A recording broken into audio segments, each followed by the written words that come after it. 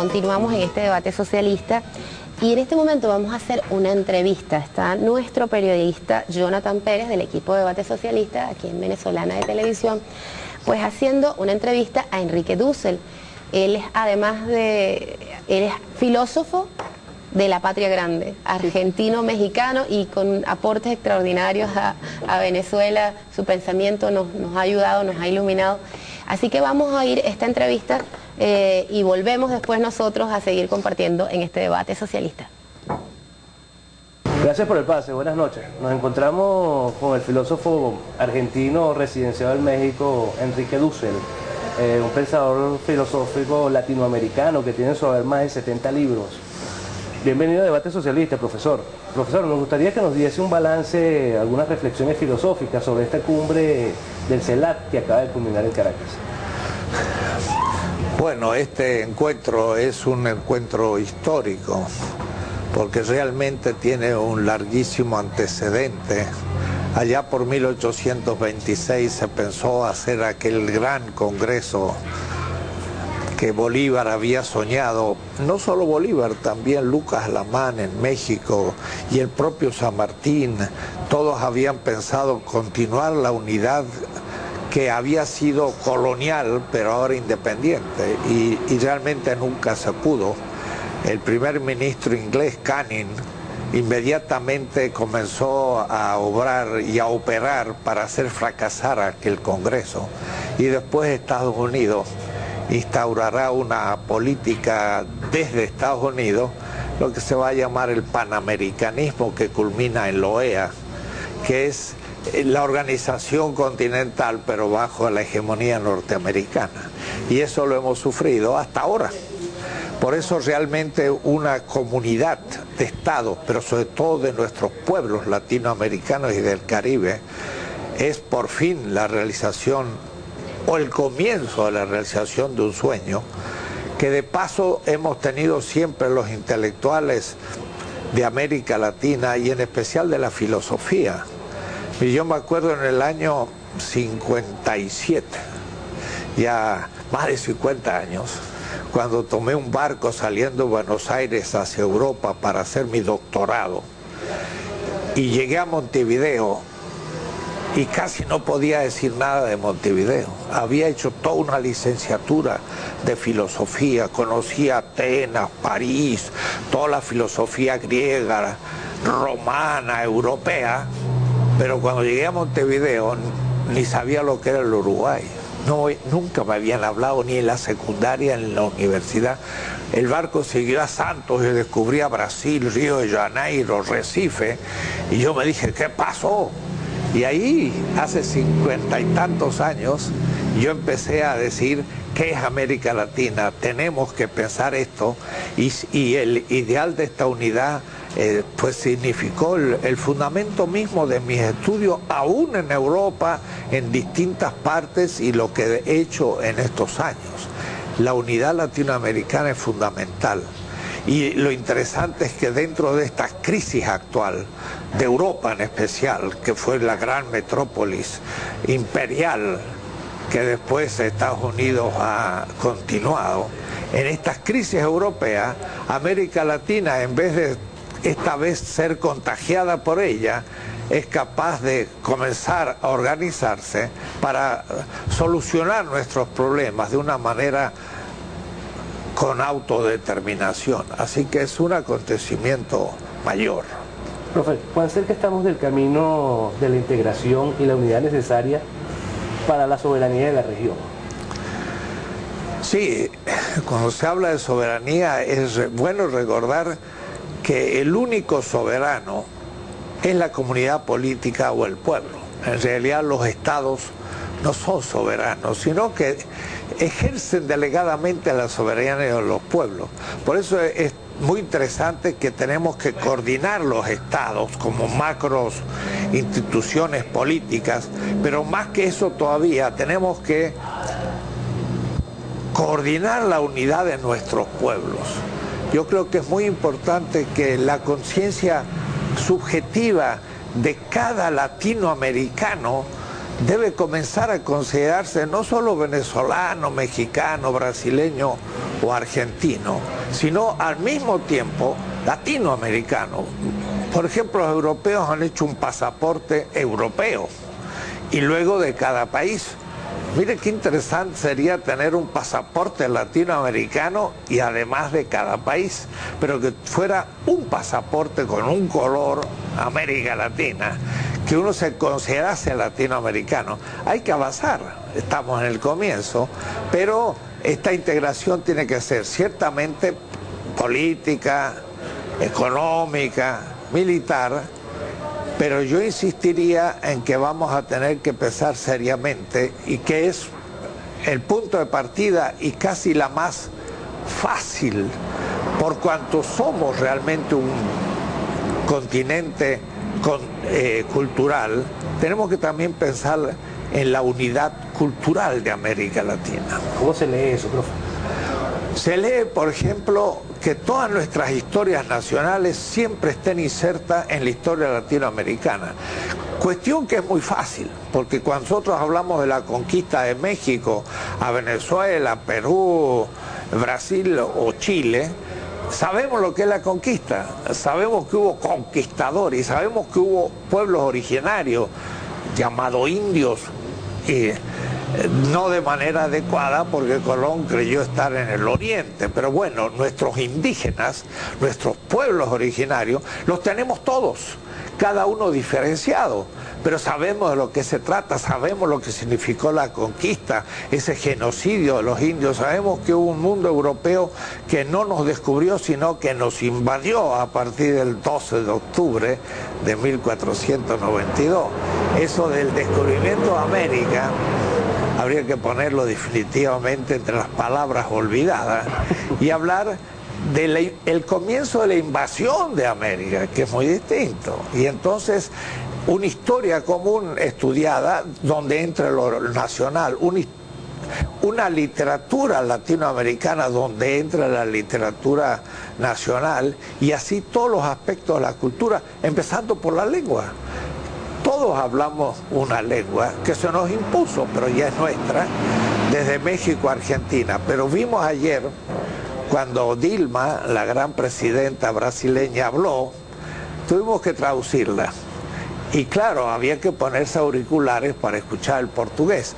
Pues los brasileños se han avanzado y ya ahora en el colegio secundario y primario se estudia castellano como primera lengua extranjera antes que el inglés.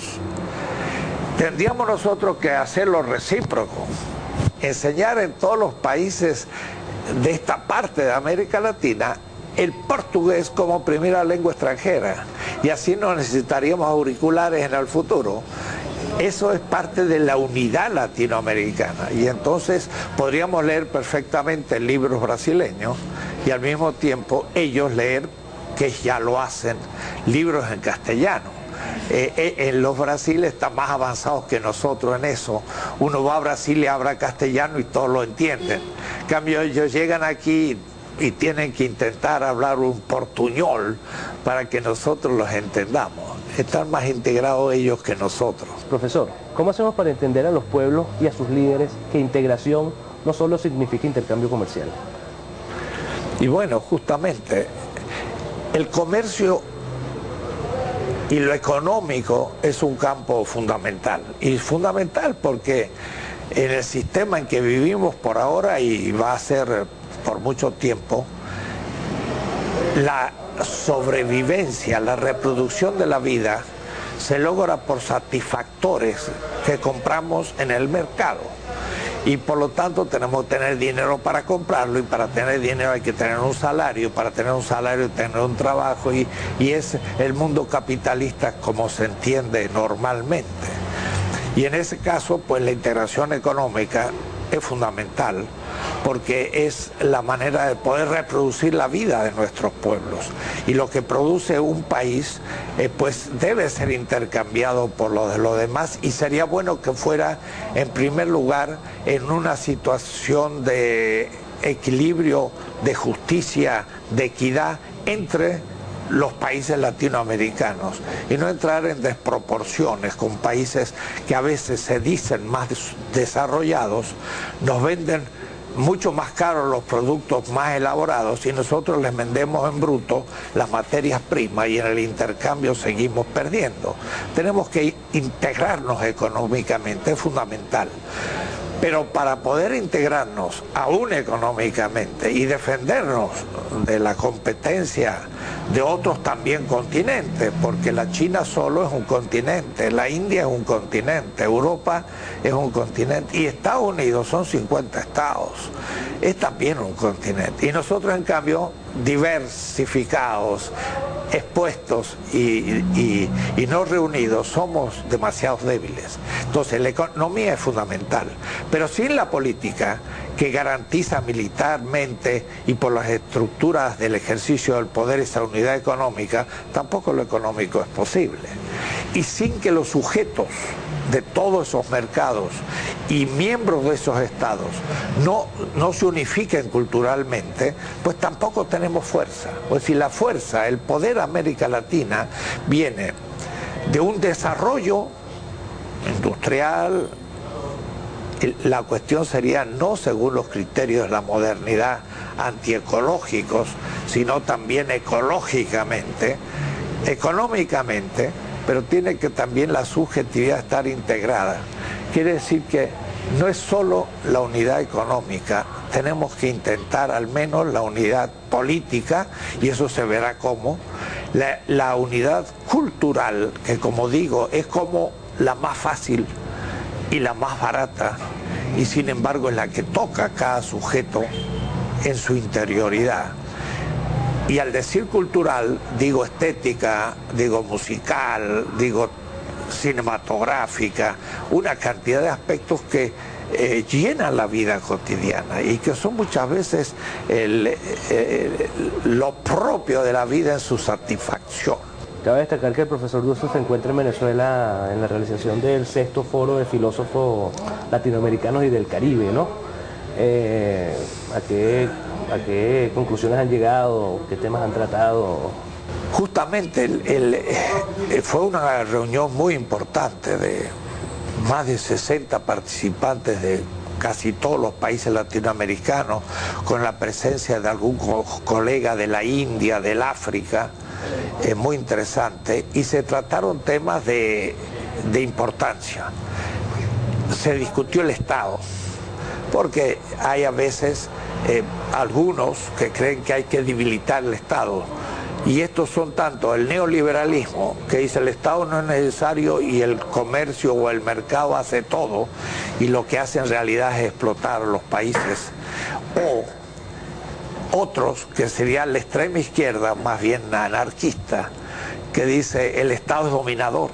Entonces, entre estas dos posiciones que paradójicamente coinciden, el Estado mínimo neoliberal y la así aniquilación del Estado del anarquismo, la realidad es que tenemos que crear un nuevo tipo de Estado, pero que defienda al país y en la coordinación latinoamericana que pueda enfrentarnos al Estado norteamericano, europeo y otros, y defender entonces lo nuestro y permitir un desarrollo. Fue el tema del Estado, el tema de la revolución. ¿Qué significa revolución? Si la revolución es un acto mágico de un instante o si es realmente un proceso que toma tiempo. Y eso se avanzó mucho en ese punto. Una revolución toma mucho tiempo, porque cambia la subjetividad justamente de los ciudadanos y lo hace entrar en otra cultura no tan egoísta, individualista, de la competencia y una cultura de la solidaridad, del descubrimiento de la comunidad, de la atención por los más pobres y al mismo tiempo por la responsabilidad en el cumplimiento de las funciones, con disciplina y con eficacia, sin caer en la burocratización y en la corrupción, una cantidad de cuestiones que son parte de un proceso revolucionario. Y el tercero fue cómo se construye la hegemonía. Es decir, la hegemonía es un proyecto en que la mayoría de la población ve cumplidas sus satisfacciones. Y lo que pasa que normalmente en nuestra tradición, quienes cumplían su satisfacción eran los grupos dominantes, y el 50-80% de la población pues no entraba en el cumplimiento de sus necesidades. Hegemónico significa un proyecto que la mayoría de la población sea, si va la palabra, feliz, que tenga comida, que tenga vestido, que tenga casa, que tenga cultura, y hasta que practique su vida espiritual. No es asunto solo de bienes materiales, sino humanos. La coordinación de los pueblos y los estados latinoamericanos, si logramos hacerla, y estamos comenzando, será el acto más importante del siglo XXI, que está comenzando. Y entonces este siglo XXI sería el siglo de la unidad latinoamericana. El siglo XIX y XX fueron los siglos de nuestra dispersión. Los otros 3 siglos fueron la colonia. Entonces, 3 siglos de coloniaje, dependencia, esclavitud. 2 siglos de independencia a media, porque fuimos divididos y fuimos muy débiles y pasamos a un neocolonialismo bajo el imperio inglés o norteamericano. Creo que el siglo XXI es el siglo de la liberación, y esa se va a hacer en bloque, o no se va a hacer. Creo que se va a hacer y ha comenzado. Hay que apoyar todos, los intelectuales, los militantes y los ciudadanos, a esta unidad de América Latina. Va desde el río Colorado, porque nos sacaron como 2 millones de kilómetros, si no tendríamos que decir desde Seattle, Washington, en Canadá, hasta Tierra del Fuego, pero ya no lo sacaron. Entonces, al menos desde el río Colorado hacia abajo, incluyendo el Caribe y hasta el Tierra del Fuego y la Antártida, que nos pertenece en buena parte, igual que las Islas Malvinas, todo es unificado en un proyecto histórico. Creo que es fundamental. Muchas gracias, profesor. Era el profesor Enrique Dussel, quien nos ofrecía otra mirada de que otro mundo es posible. Vamos a un corte y en breve regresamos a los estudios.